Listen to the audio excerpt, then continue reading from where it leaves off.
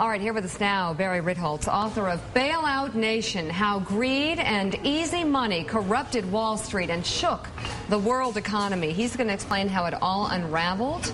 I also want some answers as to how to ravel it back up and not create a new bubble while we're at it. Can you do that in 2 minutes or less? 2 minutes, I'm not sure, but I can give you a little taste of it. All right. Basically, we have found ourselves in a situation where instead of allowing capitalism and the markets to do what they're supposed to do, which is essentially allocate money and pick winners and losers, who's going to do well, who's going to do poorly, what companies are well run, we've decided to get in the way of that process by having the government come in and say to Citigroup, to Bank of America, to Merrill Lynch, to a number of other companies, Bear Stearns, gee, you're so important to the system that we're going to take a bunch of taxpayer money and bail you out, even though you've essentially destroyed your own companies. And that process is how we began this whole downward spiral. And too big to fail became a phrase that became part of our language. That's right. How do we prevent that from happening but not create an unnatural system that bars the word capitalism, the benefits of it? Well, it's one or the other. Too big to fail goes back to the late 70s, early 80s with a bank called Continental Illinois that was bailed out.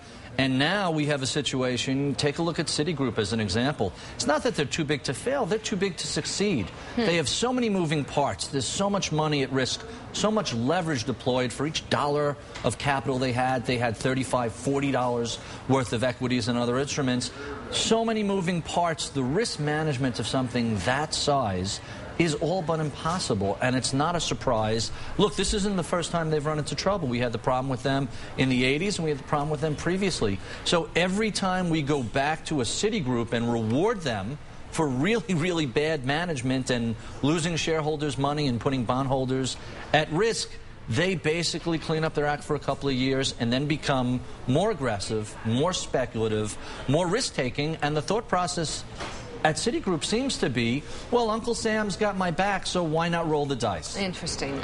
Okay, Carlos Watson. Barry, so you've said that each time the government has gone and bailed out an industry or individual companies, it's set the table for, if you will, the next bubble, the next trouble. So what are we setting the table for now? That's really the trillion-dollar question. Given the fact that we had a lot of reckless behavior, both from mortgage brokers and Wall Street and Main Street banks, and this multi-trillion-dollar bailout implies that somewhere down the road there's going to be an even bigger bailout. And we may be talking 10 and 20 years. One of the arguments in the book is if we didn't bail out Chrysler in 1980, perhaps GM and Ford would have gotten their acts together a lot better, and we wouldn't have been bailing out, well, this time GM and Chrysler, but all of the U.S. automakers kind of found themselves at risk because there was real structural problems and no one really made the adjustments. They figured, it's just Chrysler. You've looked at how big this is, a huge amount of money involved here. What is the history of any populist anger against past bailouts? Why isn't there more populist anger against this?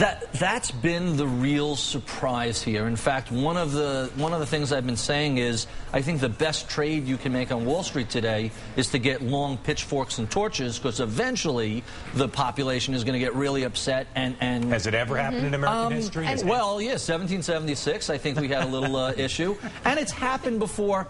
The way it seems to happen in countries that are fairly wealthy and fairly comfortable is there's a tendency to throw the bums out, but no real structural change. So what we saw in 2006 and 2008, the dominant party of the moment, at the time it was the Republicans, got tossed out. You go back to 1980, the same thing, the Democrats got tossed out. And unless the Obama administration really gets religion fast, sometime in the near future, you're going to eventually see the cycle turn again.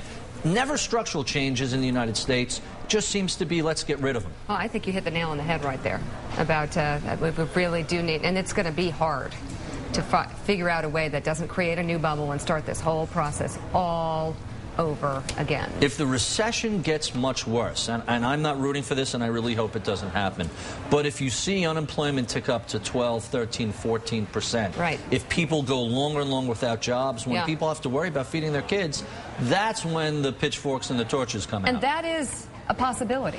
I wouldn't say it's a high probability, but it's certainly a 25% possibility that things get appreciably worse, that the recession... Look what happened in Japan. They had a recession. They had the zombie banks that they deemed too big to fail. They poured a lot of taxpayer money into propping them up. And 10, 12 years later, their recession finally ended. I hope we don't have that. Hey, very quickly, I know we have to go. What about the role of prosecution in this, looking at malfeasance or misfeasance? Have we ever as a nation been good at that as part of the cleanup process? You know, you saw what happened in 2000 with the dot-com collapse and looking at the analyst scandals.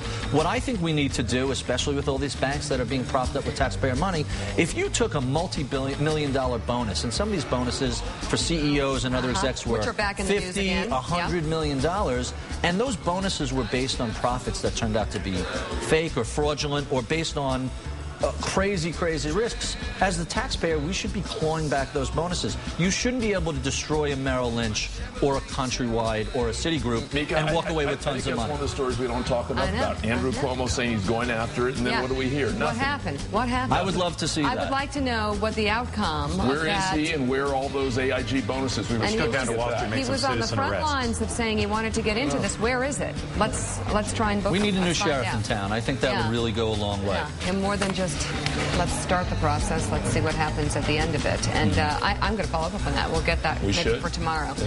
Thank you very much. Thank you for having Barry Ritholtz, the book, Bailout Nation, How Greed and Easy Money Corrupted Wall Street and Shook the World Economy. Great interview. We appreciate your coming in.